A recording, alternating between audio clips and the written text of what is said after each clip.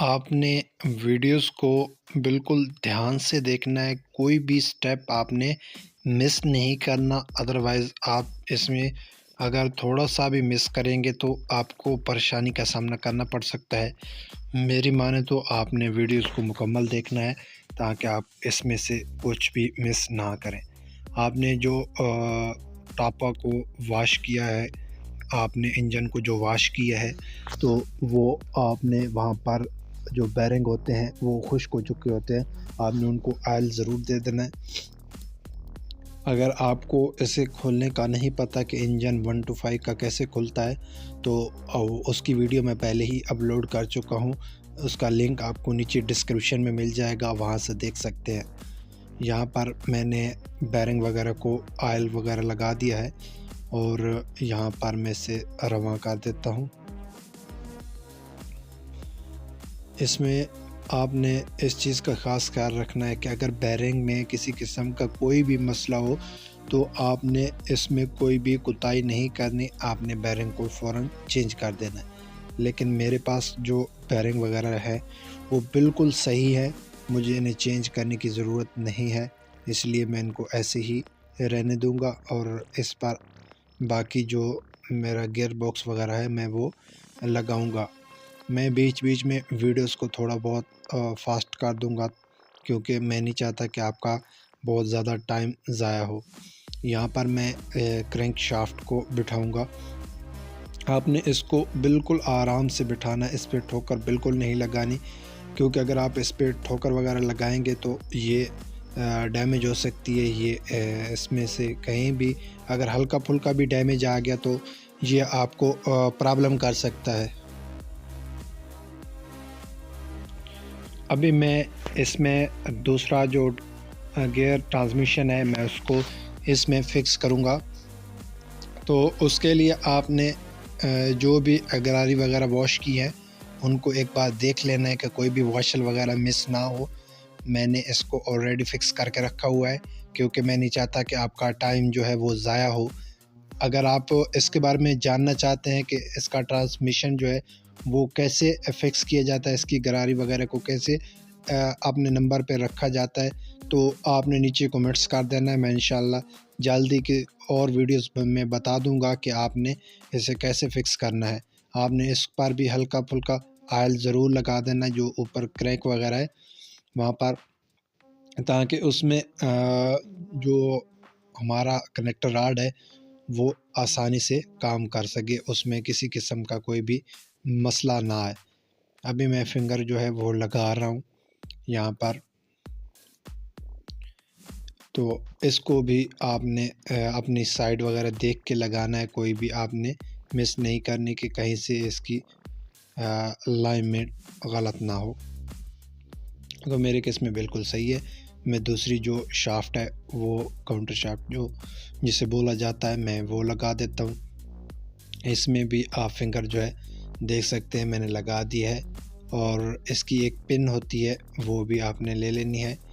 मैंने लगाने से पहले मैंने इसका जो किक है वो मैंने कहा पहले लगा लूँ, क्योंकि आपको पता है कि काउंटर शाफ्ट लगाने से पहले किक लगाना ज़रूरी होता है। तो मैं इसकी किक लगा रहा हूँ। इसमें हमारी किक स्प्रिंग जो है वो टूटा हुआ था, तो मैंने स्प्रिंग जो है वो चेंज कर दिया है। अभी इसको मैं यहाँ पर फिट कर देता हूँ। इसे बैठाना बहुत ही आसान होता है, फिक्स करना। नीचे आपको एक होल नज़र आएगा, उस होल में आपने स्प्रिंग का जो एक साइड होती है आपने उसको उसके अंदर फंसाना है और ऊपर से आपने इसको बिठा देना है। वीडियो में आपको मैं दिखा रहा हूँ कि आपने कैसे बिठाना है। इसको थोड़ा सा आप घुमाएंगे, आपने देखना है कि यहाँ पर एक साइड पे नक्का जो लगा होता है वो बिल्कुल आसानी से बैठ जाएगा। आपने इस पर किसी किस्म का कोई भी ज़ोर वगैरह नहीं लगाना, बिल्कुल आराम से बैठेगा। आपको यहाँ पर इसकी टाइमिंग वगैरह नहीं होती, ये चीज़ आपने याद रखना, इसकी कोई टाइमिंग नहीं होती। दूसरी जो किक वगैरह होती हैं सीडी में लगी हुई, उसमें टाइमिंग का इशू होता है, लेकिन इसमें टाइमिंग वगैरह का कोई इशू नहीं होता। ये आपने स्प्रिंग लगाना है और घुमा के इसको अपनी जगह पे लगा देना, ये बहुत आसान होता है। तो मेरे जो किक है वो लग चुकी है, यहाँ पर मैं अभी जो मेन ट्रांसमिशन है मैं उसे लगाऊंगा। यहाँ पर आपने सबसे पहले वाशर लगनी है, उसके बाद आपने गरारी रखनी है और इसके अंदर एक बुश होता है वो आपने इसके अंदर ज़रूर लगाना है। आपने टिराड़ ले लेना है या फिर अपनी उंगली की मदद से इसकी अलाइनमेंट कर लेनी है, ताकि जब भी आप काउंटर शाफ्ट को इसके अंदर रखें तो आसानी से अपनी जगह पे लग जाए। उसके ऊपर आपने वाशल फिर से रखनी है, फिर से आपने ऊपर बड़ी गरारी लगानी है।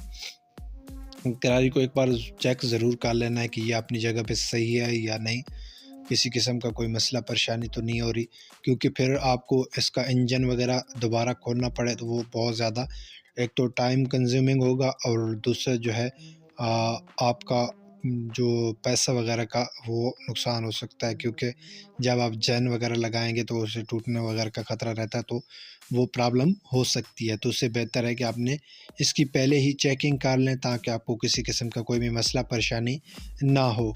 अभी मैं उसकी सारी चेकिंग कर रहा हूँ कि किसी गरारी को कहीं कोई डैमेज वगैरह तो नहीं कर रही या अपनी जगह पे प्रॉपर है, और अपनी उंगली से अलाइनमेंट ज़रूर करें। अलाइनमेंट करने के बाद आपने इसका बुश जो है वो लगा देना है। मेरी जो नीचे वाली वाशल है वो अपनी जगह से सरक गई थी, तो मैं इसे सही कर रहा हूँ।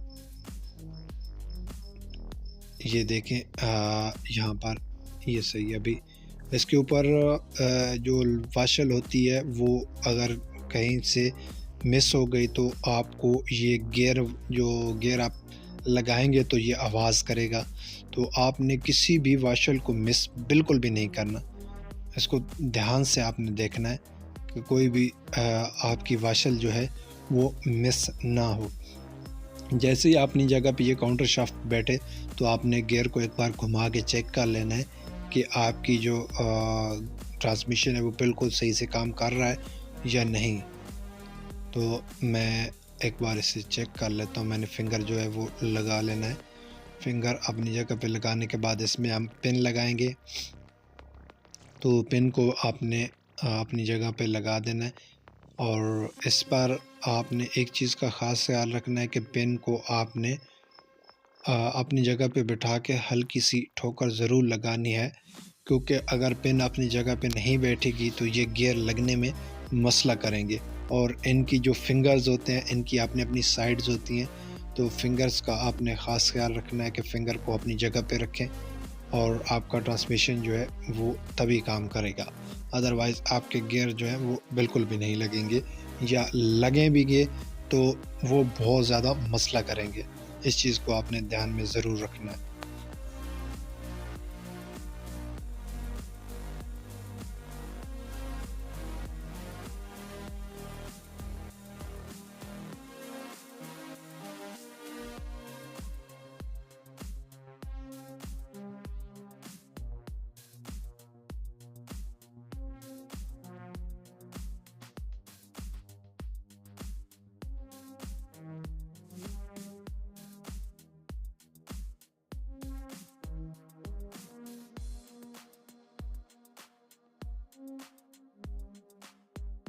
अभी मैं इस पर हल्की सी जो सिलिकॉन है वो लगा देता हूँ। ज़रूरी नहीं है कि सिलिकॉन लगाएं, लेकिन मेरे पास जो जैन किट आई थी वो होंडा कंपनी की ओरिजिनल जैन किट थी, लेकिन मैंने एहतियातन तौर पर बिल्कुल हल्की हल्की सिलिकॉन लगा रहा हूँ। अगर आप नहीं भी लगाएं तो कोई मसला परेशानी वाली बात नहीं है, आपको इसके लगाने की ज़रूरत नहीं है अगर आपके जो मेन टापे हैं इनका फेस बिल्कुल सही है। तो मैं एहतियातन तौर पर इस पे बिल्कुल हल्की हल्की लगा रहा हूँ। बहुत ज़्यादा अगर आप इस पर सिलिकॉन लगाएंगे तो जब भी आप जैन वगैरह इस पर रखेंगे तो वो स्लिप होने का ख़तरा रहता है। आपका जैन अगर अपनी जगह से स्लिप हो गया तो वहाँ से वो लीकिंग करेगा, आपकी सारी मेहनत ज़ाया होगी और आपका जो कस्टमर होगा वो भी एक तो सॉरी वो भी आपको ये बोलेगा कि यार आपने मुझसे पैसे वगैरह ले लिए हैं और मेरा सारा काम आपने ख़राब कर दिया है, ये फिर से लीकिंग कर रहा है। तो इसलिए मैं इसकी बिल्कुल हल्के हल्के से सिलिकॉन लगाऊंगा और आपने भी हल्के हल्के सी सिलिकॉन लगानी है अगर आपको लगाना चाह रहे हैं। तो यहाँ पर लगाने के बाद मैं इस पर जैन लगा देता हूँ। देन आप कोई सा भी कंपनी का इस्तेमाल कर सकते हैं, 7 स्टार हो गया या होंडा का ओरिजिनल हो गया। मेरी माने तो अगर आप 1 टू 5 फिट कर रहे हैं तो आपने इसकी ओरिजिनल जो होंडा किट है आपने वही ले लेनी है, और साथ में सील किट जो है वो भी आपने जेन्युइन ज़रूर ले लेनी है। मैंने इसकी जो सील है वो अपनी जगह पे रखूँगा, और यहाँ पर आपको यहाँ पर डॉवल्स वगैरह नज़र आ रही होंगी। आपने डॉवल को अपनी जगह पे फिक्स कर देना है ताकि इसका चेन अपनी जगह से हिले नहीं। आपने हल्का-हल्का इसको यहाँ पर रखना है। इसको ऐसा नहीं हो कि आप इसको ज़्यादा प्रेस करें और ये अपनी जगह से सरक जाए। तो इस चीज़ को आपने ध्यान में ज़रूर रखना है। इसके ऊपर मैं हल्की-हल्की पीस से सिलिकॉन लगा देता हूँ। मेरा मकसद मेन यही है, क्योंकि इसका जो प्रॉब्लम आ रहा था वो एक तो ये था कि इसका जो स्प्रिंग है वो भी टूट गया था और इसकी लीकिंग बहुत ज़्यादा हो रही थी। तो मैंने सोचा कि इस पे हल्का-हल्का सिलिकॉन लगा दूँ कि इसकी मज़बूती जो है वो बढ़ जाए।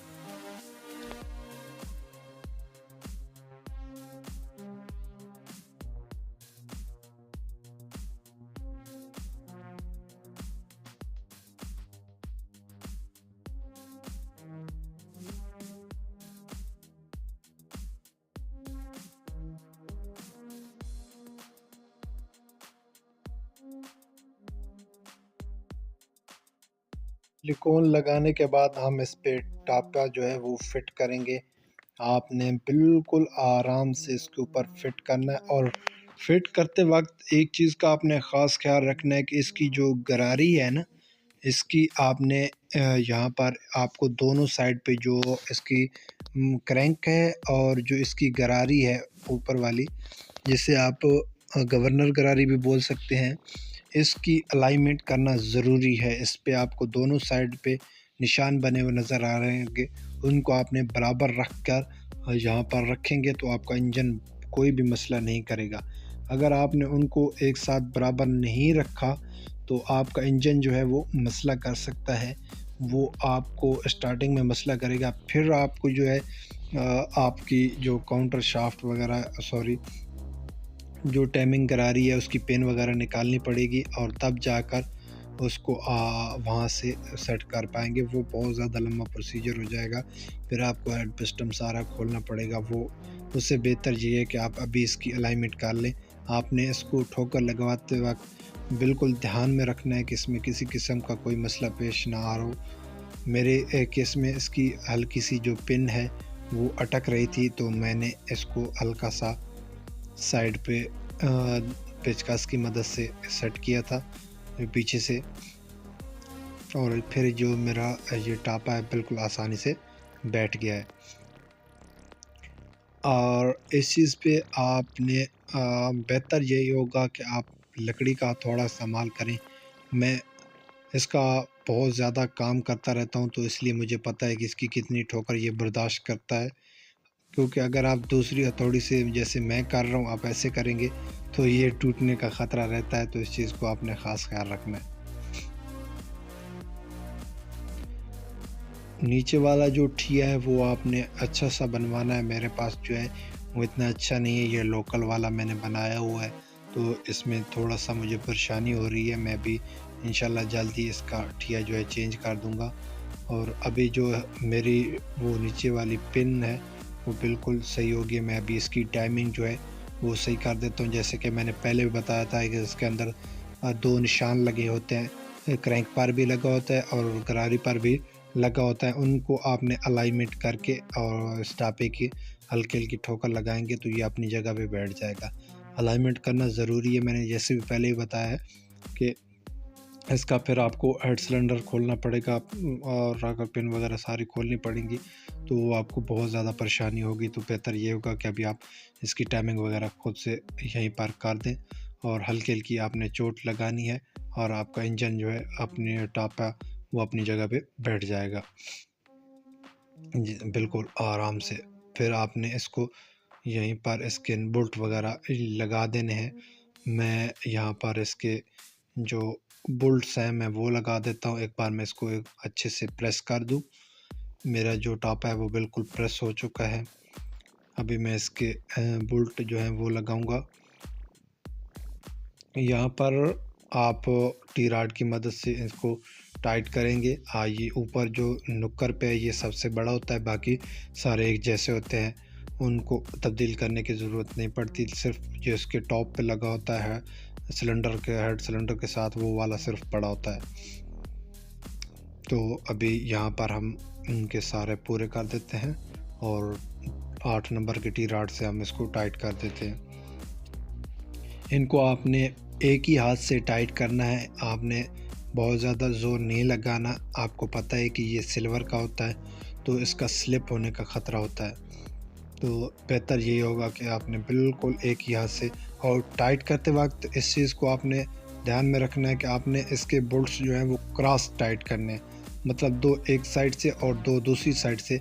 जैसे कि मैं कर रहा हूँ, 2 मैंने इस साइड से किए और 2 दूसरी साइड से मैं करूँगा, ताकि इसका जो बैलेंस है वो बराबर रहे, जो इसकी टाइपे की जो फिक्सिंग है वो बिल्कुल अपनी जगह पे सही बैठे। अभी यहाँ से मैं इस साइड से एक करूँगा और दूसरी साइड से वो करूँगा, तो यहाँ पर आपको काफ़ी ज़्यादा आसानी हो जाएगी।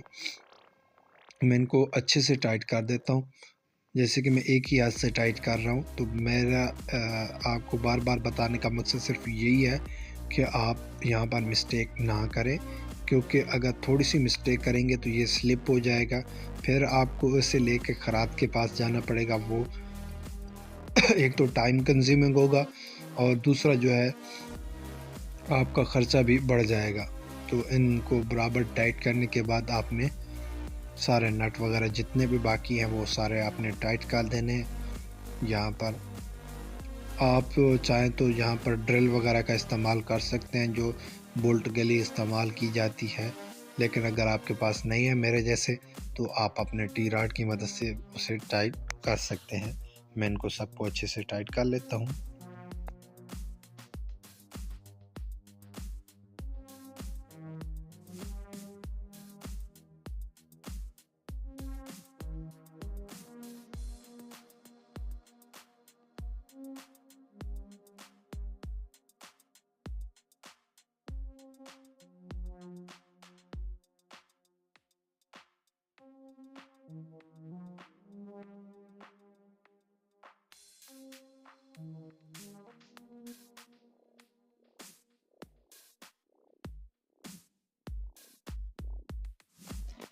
हम इंजन की साइड चेंज करने के बाद यहाँ पर हम राउटर गरारे लगाएंगे, और इसको आपने चेक ज़रूर करना है कि इसमें किसी किस्म की कोई प्ले वगैरह तो नहीं है ना। उसके बाद आपने इसकी जो गियर शाफ्ट है उसको लगाना है। उसके नीचे एक वाशल होती है, उसको आपने ज़रूर रखना है ताकि उसमें किसी किस्म की प्ले ना हो, अदरवाइज़ आपका गियर का प्रॉब्लम हो सकता है। तो मैं यहाँ पर उसको लगा देता हूँ। यहाँ पर आपने गियर शाफ्ट को लगाने के बाद उसके ऊपर आपने क्लच बक्सा फिक्स करना है। पहले मैं उसको एक बार अच्छे से अपनी जगह पे बिठा देता हूँ। इसकी जो नीचे एक वाशल बिल्कुल छोटी सी होती है, तो उससे आपने अच्छे से ज़रूर लगाना है। उसको लगाने के बाद आपने यहाँ पर क्लच बक्सा जो है उसको आपने बिठाना है, और ऊपर जो है आपने वाशल को लगाना है। यहाँ पर मैं इसकी वाशल, यहाँ पर इसको लॉक करने के लिए वाशल लगी होती है, वो लगाने के बाद इसके ऊपर हम क्लच प्लेट जो है वो लगाएंगे। और क्लच प्लेट और प्रेशर प्लेट को लगाने का तरीका ये होता है कि सबसे पहले आपने क्लच प्लेट लगानी है, उसके बाद आपने प्रेशर प्लेट लगानी है। इसी तरह से आपने सारी फिक्स करनी होती है। तमाम बाइक्स का तकरीबन यही सेम तरीका होता है। ये होता है कि गिनती में थोड़ा बहुत फ़र्क हो सकता है, जैसे कि सीडी की जो होती है उनमें 2 क्लच प्लेट होती हैं, और जो 1 to 5 है उसमें 5 होती हैं, जैसे कि आप देख सकते हैं। यहाँ पर आपने बिल्कुल ध्यान से देखना है कि यहाँ पर कैसे लगाई जा रही हैं। अगर आप यहाँ पर क्लच प्लेट वगैरह लगाते वक्त मिस्टेक करेंगे तो आपको काफ़ी ज़्यादा परेशानी होगी। और साथ में एक चीज़ और मैं बताता चलूँ, अगर आप बिल्कुल न्यू लगा रहे हैं क्लच प्लेट वगैरह, तो आपने ऑयल से उसे लुब्रिकेट ज़रूर करना है, क्योंकि जब भी आप इसको गियर वगैरह लगाएंगे तो ये बहुत जल्दी ख़राब हो जाएंगी, क्योंकि उसमें ऑयल जाने में थोड़ा टाइम लगता है, तो इसलिए उसको परेशानी हो सकती है। तो मेरी यही आप तमाम दोस्तों से रिक्वेस्ट होगी कि आप इसको ऑयल अच्छे से ज़रूर लगाएं। तो इसके बाद हम यहाँ पर इसका लॉक जो है वो लगाएंगे। इसके ऊपर एक बार मैं फिक्स कर लूँ। इसको आपने बिल्कुल ध्यान से लगाने के बाद इसको अपनी जगह पे अच्छे से बिठाना है, क्योंकि इसे थोड़ा सा अपने जगह पे बैठने में प्रॉब्लम होती है।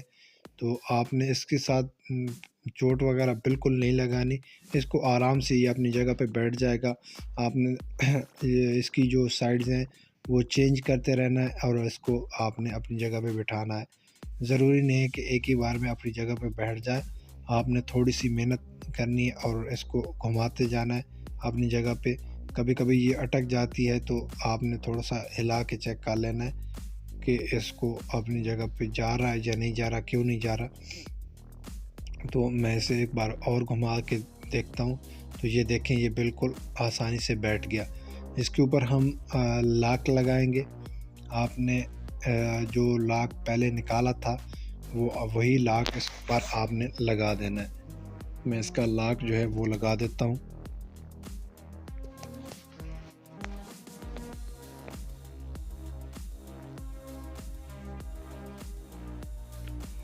लॉक लगाने के बाद आपने इसके जो स्प्रिंग होते हैं ना, वो आपने लगाने। अगर स्प्रिंग थोड़े नरम हो चुके हैं तो आपने स्प्रिंग बिल्कुल न्यू लगा देने हैं, क्योंकि अगर स्प्रिंग डाउन हुए तो आपका जो क्लच है ना वो अच्छे से काम नहीं करेगा। इस चीज़ को आपने ज़रूर ध्यान में रखना है।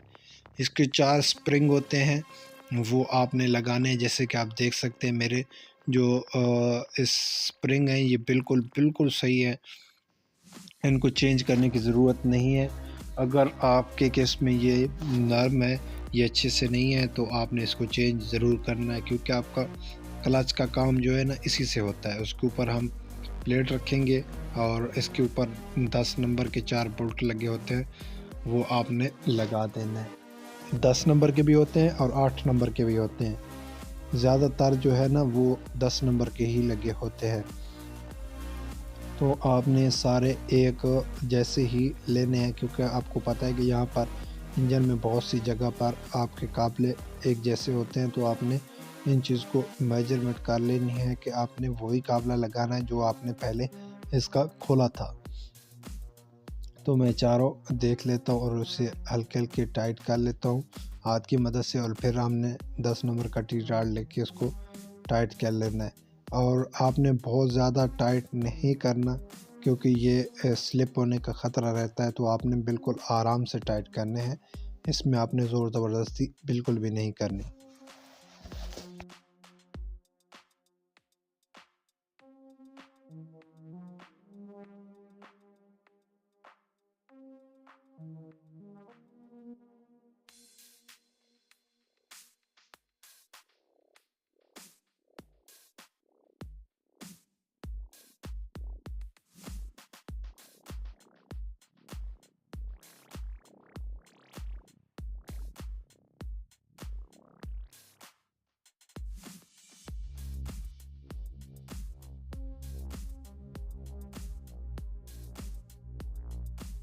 यहाँ पर हम बोल्ट लगाने के बाद आपने इसके ऊपर जो पिन है वो लगा देनी है बेरिंग के साथ। बेरिंग को आपने अच्छे से वॉश करना है और ऑयल लगा लेना है।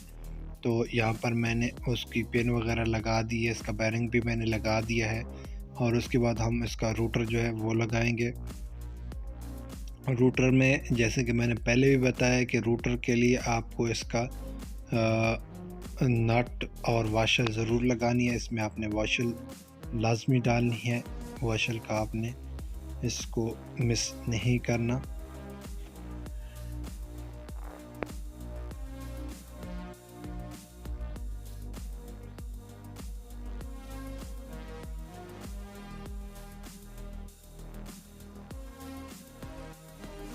बोल्ट को जो है आपने गोटी की मदद से अच्छे से टाइट करना है। मेरे पास इसका पाना जो है ना वो बिल नहीं था, तो मैंने इसको जुगाड़ की मदद से टाइट करेंगे।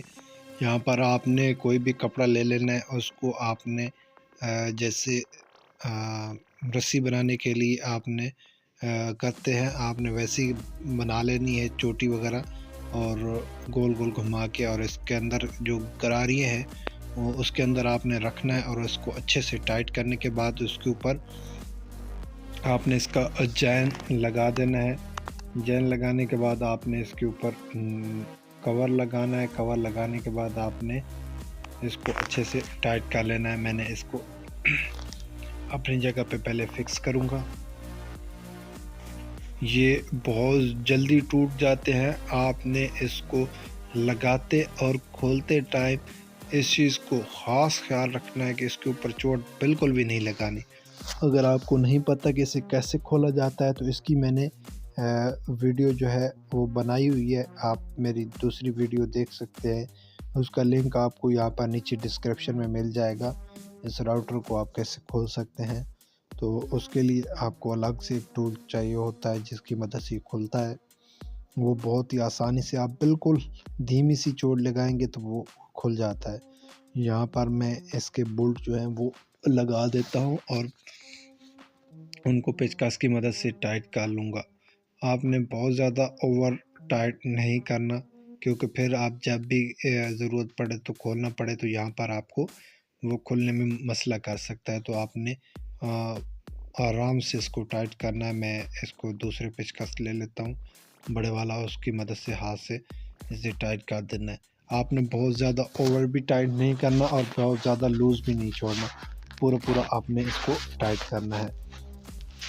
टाइट करने के बाद हम इस पर सिलिकॉन जो है वो लगाएंगे, और सिलिकॉन लगाने से पहले मैं इस पर हल्का सा ऑयल लगा देता हूँ, क्योंकि आपको पता है कि ये क्रैंक के साथ इसका लिंक होता है। क्योंकि ये आपको साथ में नज़र आ रहा होगा एल पंप यहाँ पर एल पंप चलता है, तो इसलिए इस पर ऑयल जो है हल्का सा हम लगा देते हैं, ताकि हमारी जो क्रैंक है वो फ्री में ख़राब ना हो। क्योंकि इसको ऑयल की बहुत ज़्यादा ज़रूरत होती है, पहले ही खुश्क चला तो वो मसला कर सकता है, इसलिए मैं हल्का सा इसमें ऑयल लगा देता हूँ। पहले हमने यहाँ पर लगाया और फिर इस पर थोड़ा थोड़ा हम डालेंगे।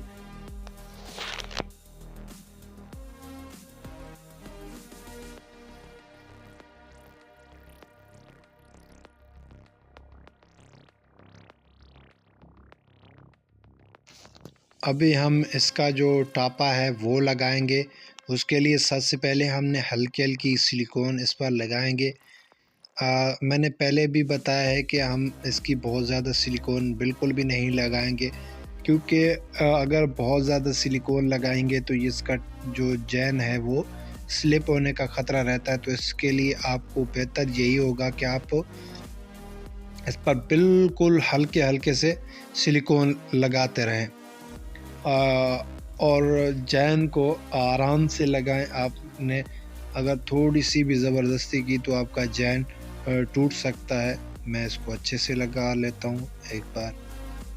आपने वीडियो को पूरा देखना और ध्यान से देखते रहना है, क्योंकि अगर आप कहीं से भी थोड़ी सी वीडियो को भी मिस करेंगे तो आपको काफ़ी ज़्यादा परेशानी का सामना करना पड़ सकता है। तो बेहतर यही होगा कि आप कोई भी स्टेप मिस ना करें। और साथ में आप तमाम दोस्तों से रिक्वेस्ट यही होगी कि आप हमारे यूट्यूब चैनल को सब्सक्राइब, लाइक, शेयर और कमेंट्स करें। अगर आप फेसबुक पर देख रहे हैं तो आपने हमें फॉलो कर लेना है। अगर आप ये टिकटॉक पर देख रहे हैं तो वहाँ पर भी आप हमें फॉलो कर सकते हैं। और अपनी कीमती राय जो है वो आप हमें कमेंट्स में ज़रूर बताएं, ताकि हमें भी पता चले कि अगर हम कहीं से कोई मिस्टेक कर रहे हैं या आप कोई सवाल पूछना चाह रहे हैं तो वो आप हमें बता सके, और हम नेक्स्ट वीडियो उस पर बनाने की कोशिश करें। आपने इस पर चैन को आराम से लगा देना है। मैं इसको यहाँ पर लगा देता हूँ।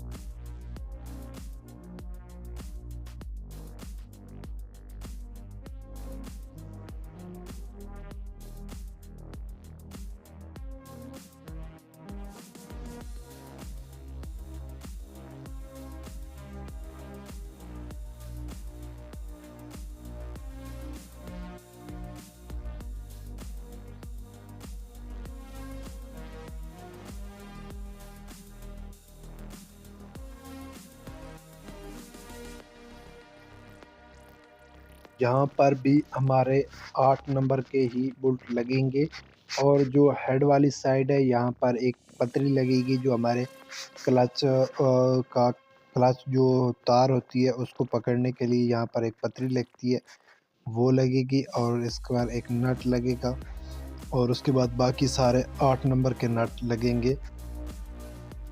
इन सारे नट को आपने टी-रॉड की मदद से अच्छे से टाइट कर लेना है। मैं इनको टाइट कर लेता हूँ, एक बार मैं सारे नट लगा लूँ।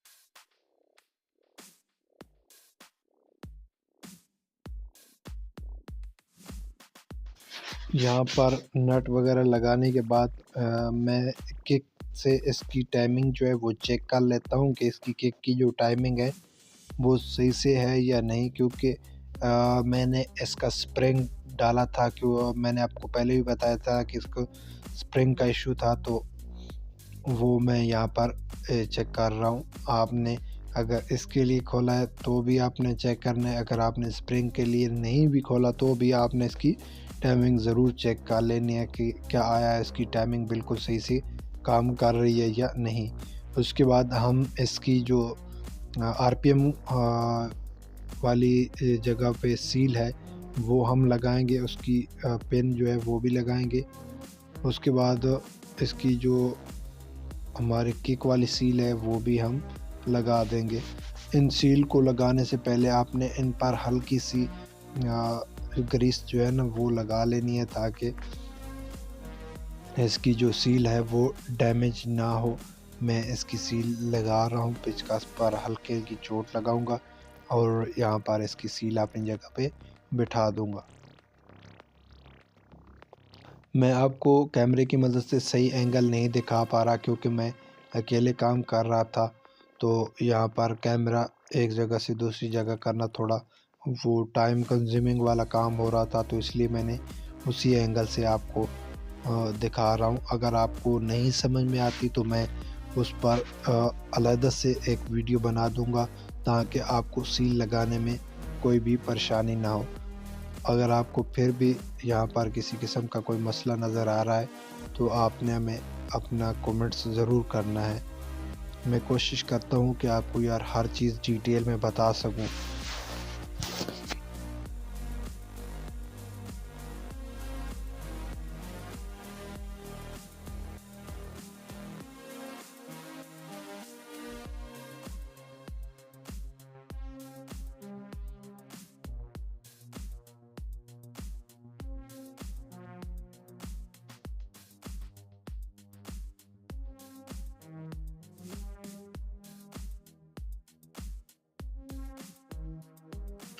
अभी हम इसकी जो आरपीएम वाली केबल जहाँ पे लगती है यहाँ पर हम सील लगाएंगे। सील को लगाने के लिए आपने यहाँ पर इसकी जो शाफ्ट होती है वो लगानी है। शाफ्ट लगाने के बाद इसको आपने आगे की तरफ धकेलना है और 8 नंबर की टी-रॉड ले लें, या अगर आपके पास लंबी कोई और गोटी पड़ी है 8 नंबर की, वो आपने लगा के इस पर हल्की हल्की चोट लगानी है तो ये अपनी जगह पे बैठ जाएगी। आपने बिल्कुल ध्यान से इस पर चोट लगानी है, इस पर बहुत ज़्यादा ओवर चोट भी नहीं लगानी, क्योंकि अगर सील कहीं से फट गई तो आपकी सारी मेहनत ज़ाया हो जाएगी। आपको फिर से इसका टापा जो है वो उतारना पड़ेगा।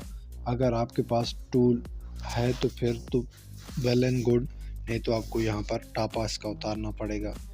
अगर आपके पास इसका टूल हुआ तो फिर आपको यहाँ पर टापा निकालने की ज़रूरत नहीं पड़ती, वो बाहर से ही इसको बाहर निकाल लेता है और आप सील नहीं डाल सकते हैं।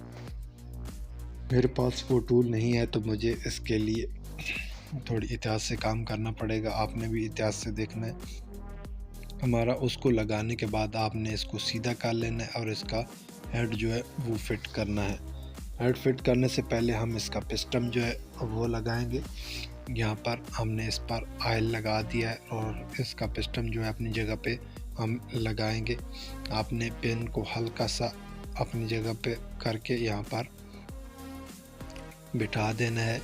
मैं इसको पिन आगे कर देता हूँ और पीछे से इसको आगे प्रेस करने दूंगा। उसके बाद हम इसका लॉक जो है वो लगाएंगे। लॉक लगाते वक्त आपने नीचे से जो आपका पिस्टन वाली जगह है वहाँ पर आपने कपड़ा ज़रूर रखना है, क्योंकि अगर आपका लॉक इंजन में चला गया तो पूरा इंजन आपको दोबारा खोलना पड़ेगा।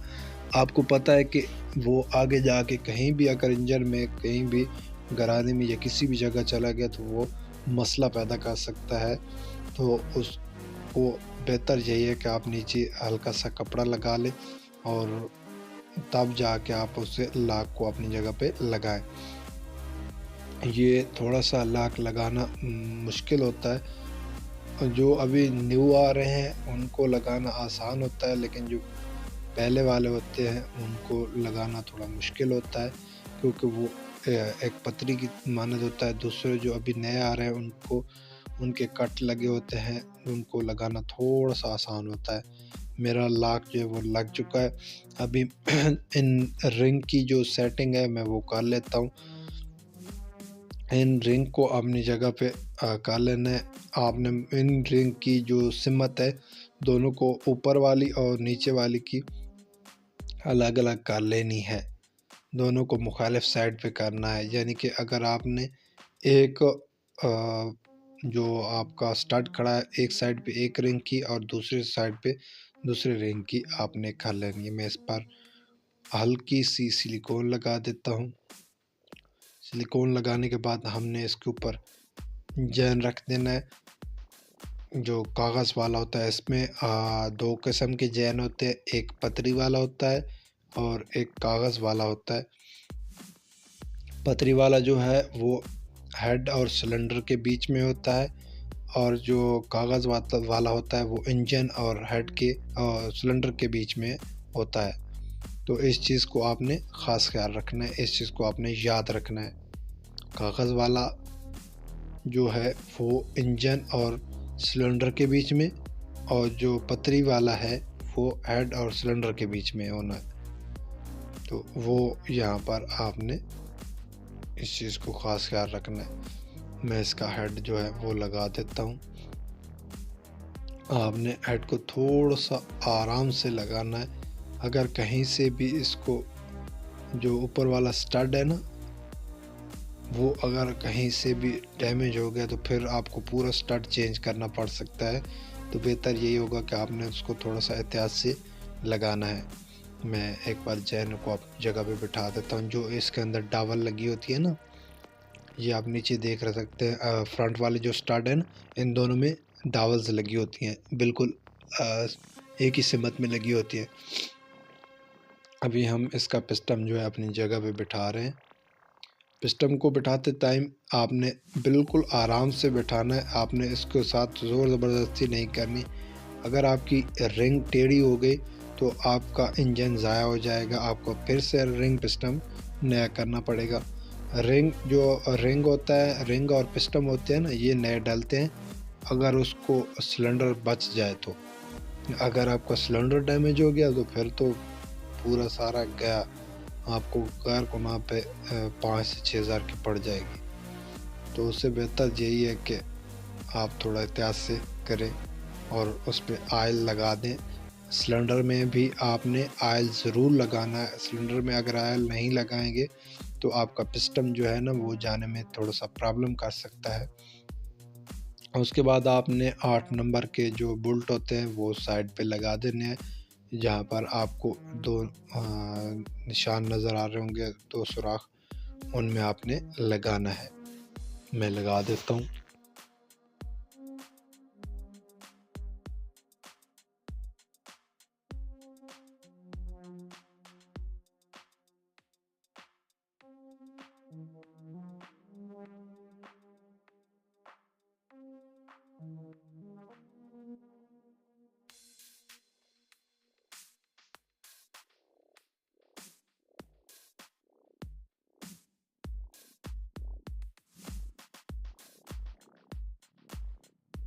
अभी हम इसके ऊपर वाला चैन लगाने के बाद इस पर सिलिकॉन लगाएंगे। सिलिकॉन लगाने के बाद इसका जो हेड है वो हम अपनी जगह पे बिठाएंगे। आपने बिल्कुल आराम से बिठाना है, क्योंकि इसमें भी आपकी डावल्स होती हैं, लेकिन इस पर ना डावल जो होती हैं वो क्रॉस होती हैं। एक आगे वाली साइड पे होती है और एक पीछे वाली साइड पे होती है। यहाँ पर हम राकर पेन जो है वो लगा दी है और ऊपर हमने राकर लगाना है। राकर पर भी यहाँ पर आप नीचे देख सकते हैं डावल लगी हुई है, तो आपने उसको अपनी जगह पे आराम से बिठाना है। और बिठाने के बाद आपने उसको हल्की हल्की सेटिंग कर लेनी है। इसके साथ आपने ज़ोर ज़बरदस्ती नहीं करनी, क्योंकि अगर इसका राड नीचे चला गया तो फिर आपको परेशानी हो सकती है। आपने बिल्कुल आराम से पेचकस की मदद से उसकी जो राड है उनको सेटिंग कर लेनी है।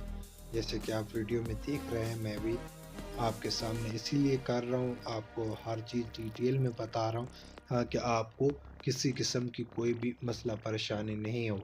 अगर आपको फिर भी लगता है कि कोई आपको यहाँ पर स्टेप मिस हो रहा है, तो आपने वो कमेंट्स में ज़रूर पूछना है। मैं इंशाल्लाह कोशिश करूँगा कि आपको उसके बारे में वजाहत में समझा सकूँ। अभी हम इस पर 12 नंबर के जो काबले होते हैं वो लगाएंगे। मैं इनको लगा देता हूँ। यहाँ से इन पर वाशल्स नहीं होती। जो इसके हेड के जो काबले होते हैं उन पर वाशल्स होती हैं, लेकिन जो इन राकर वाले काबले होते हैं ना, इन पर वाशल्स नहीं होती। ये 3 होते हैं और एक साइड पे होता है। ये टोटल मिला के 4 काबले बनते हैं। वैसे अगर इंजन के मिलाएं तो 4 वो होते हैं और 4 ये, यानी कि 8 काबले हो जाते हैं। तो हम 12 नंबर का टी राड ले लेंगे और उसको लगाएंगे। ये बार वाला जो है, इसके नीचे आपको पित्तल की वाशल नज़र आएगी, वो आपने वाशल को ज़रूर लगाना है। अगर वो आप नहीं लगाएंगे तो इसमें प्ले जो है ना वो रह जाएगी और आपकी जो इसका सिलेंडर है ना, वहाँ से ये लीकिंग करना शुरू कर देगा। तो आपने इस चीज़ को ख़ास ख्याल रखना है। मैं इसके बोल्ट जो है वो टाइट कर देता हूँ।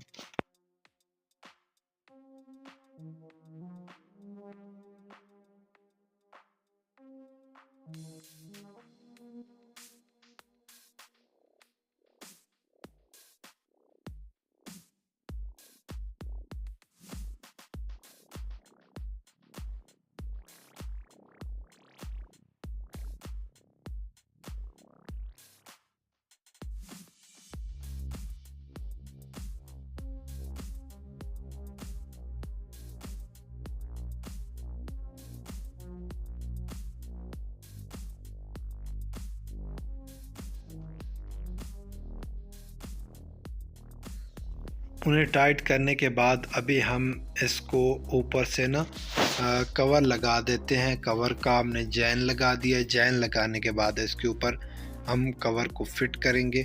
कवर को फिट करने के बाद इस पर हमने नट जो है वो लगा देने हैं और हमारा जो इंजन है वो ऑलमोस्ट तैयार हो चुका है।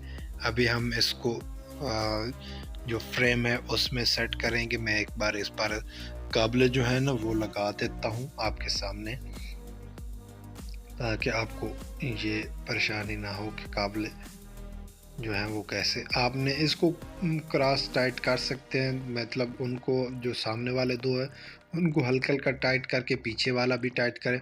इनको एक साथ टाइट कर दें तो भी कोई प्रॉब्लम नहीं है। अलग अलग टाइट कर दें तो कोई प्रॉब्लम नहीं है। बेहतर चाहिए होगा कि आप थोड़ा थोड़ा करके तीनों को एक साथ टाइट करते जाएं और आपकी जो है ना इसकी अलाइनमेंट सही हो जाएगी। आपका जो चैन है वो कहीं से फटेगा नहीं और आपको बाद में इसकी कोई परेशानी नहीं होगी।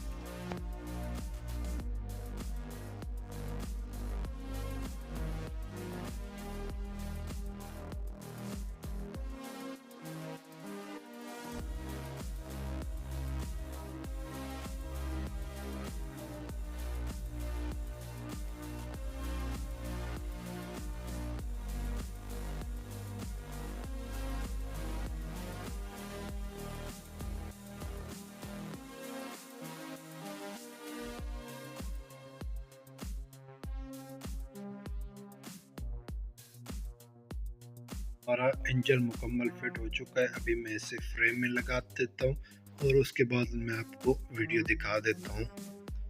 इसके सारे बोल्ट वगैरह मैं भी लगाऊंगा। मैं इसे एक बार इसके फ्रेम में लगा दूं।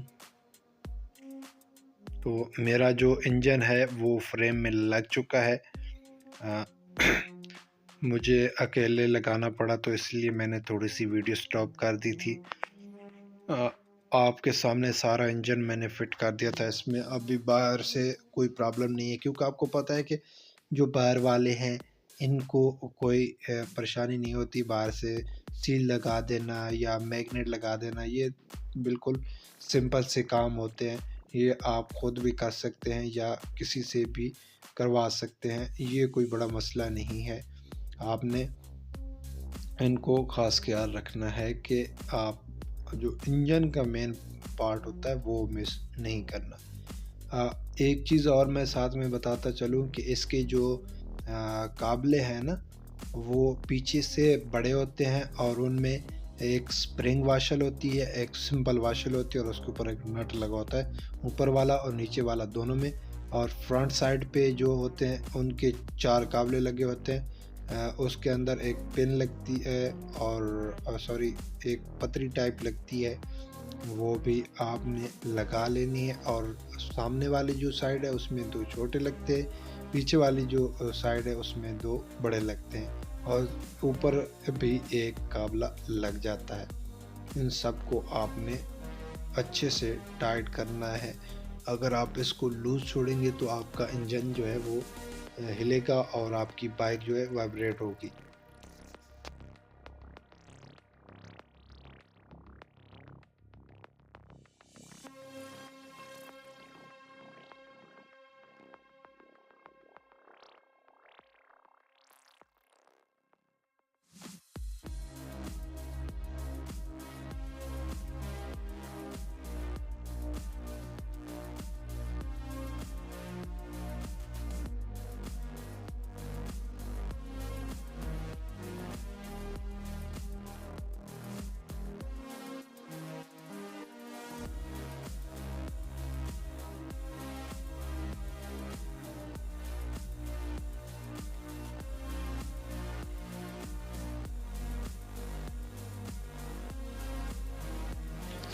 हमारा इंजन जो है वो बिल्कुल रेडी है। अभी हम इस पे थोड़ा बहुत जो नट बोल्ट्स हैं वो लगाने के बाद हम अपने कस्टमर को जो है वो अपनी बाइक दे सकते हैं। और अगर आपकी अपनी है तो आप अपनी बाइक इस्तेमाल कर सकते हैं। तो उम्मीद यही है कि आपको हमारी वीडियो जो है वो पसंद आई होगी। अगर पसंद आई है तो आपने हमारे यूट्यूब चैनल को सब्सक्राइब, लाइक, शेयर और कमेंट्स ज़रूर करना है। आपने अपनी कीमती राय हमें कमेंट्स में ज़रूर बतानी है ताकि हम उस पर अमल कर सकें। अगर आप कोई और चीज़ के बारे में वीडियोस लेना चाह रहे हैं, मतलब किसी और बाइक के हवाले से या किसी भी बाइक में किसी और चीज़ की वीडियोस लेना चाह रहे हैं तो वो आपने ज़रूर जो है हमें बताना है। और हमारे चैनल को ऑल पे प्रेस करके आपने सब्सक्राइब ज़रूर करना है ताकि नित्य नई आने वाली अपडेट आपको मिलती रहे। इंशाल्लाह जल्द ही नए वीडियो के साथ हाज़िर होंगे। तब तक हमें इजाज़त दीजिए। अल्लाह हाफ़िज़।